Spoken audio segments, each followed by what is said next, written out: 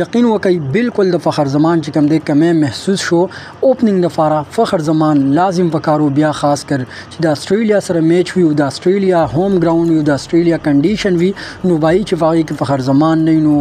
مزه نه کوي ځکه چې فخر زمان خاص کر جوړ دی د استرالیا د پیچونو لپاره او بیا خاص کر د فخر زمان او د میچل سٹارټ چې عام ناسام نه وي یو بل ته مخامخ کېدی وي نو بیا دغه بیل شانتي مزه وي خاص کر د محسن نقوی د وجه او د پاکستان کرکټ بورډ د ټول منیجمنت د وجه فخر زمان په ډیر فلین او فډیر خاموش تحت چې کوم دی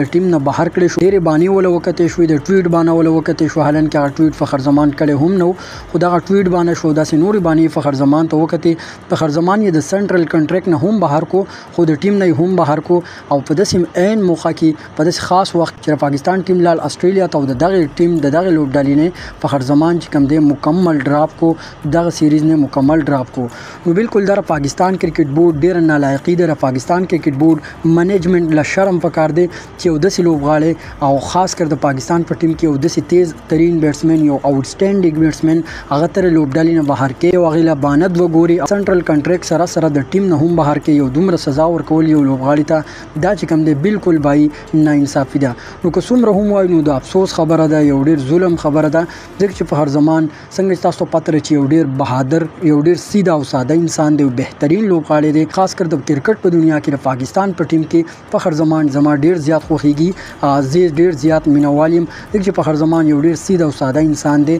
او خاص کر د کرکټ په دغه وته وګورو نو یو بهترین بیټسمن دی یو ډیر تیز ترين بیټسمن دی همیشه د ټیم لپاره لوبه کوي او څومره چې پاکستان د لوبډالي څخه فخر زمان مخلص وو نو هماغه شانتي ظلم یو وسوکو او په هغه د طریقو تر تاو شو په ډیر فلین پته حت باندې فخر زمان چې کم دی د لوبډالي نه بهر کړي شو نو که چېرته فخر زمان د پاکستان د لوبډالي نه داسې بهر وي نو پاکستان چې کم اوپننګ نو هغه به هم دغه شانتي تحس نه حسوي لکه څنګه تاسو ولدو د استرالیا سره چې راکم میچونه نو فریق به د فخر زمان کمل لازم محسوسيږي د ډیرو کرکټ مینوالو انتظار چې د استرالیا په سیریز کې به د فخر زمان او میچل سٹارټ عام ناسام نه وي د استرالیا په هوم کنډیشن باندې مینوالو غوښته چې فخر زمان بیټینګ وګوري او هغه شانتونه شو او د وخت نه مخکې فخر زمان د لوبډالي نه ختم کو د لوبډالي نه چې کم دی وېستو نو د فخر زمان کمل لازم محسوسيږي څنګه تاسو پته لرئ چې چیمپئنز ټرافي 2025 چیمپئنز ټرافي هم را روانه ده نو امید ده ان شاء الله کوشش وکړو چې فخر زمان لپاره نور هم आवाज اوچت کو فخر زمان لوبډالي ته بیرته لوبډالي ته راشي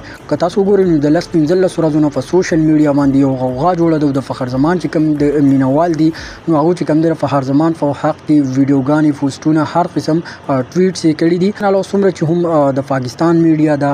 داسې د انډیا میډیا د الکترونیکس میډیا د نواز دی فخر زمان په باره کې چې کوم دی باس مباحثه کړې ده ان شاء الله پاکستان کرکټ بورډ به بیرته زور اخلي او فخر زمان چې کوم دی بیرته لوبډالي ته راځي چې دا غنه دومره هم وایلیشن نه دی شوی او پاکستان کرکټ بورډ چې کوم دی په ډیر فلین سره د لوبډالي نه ایستې دي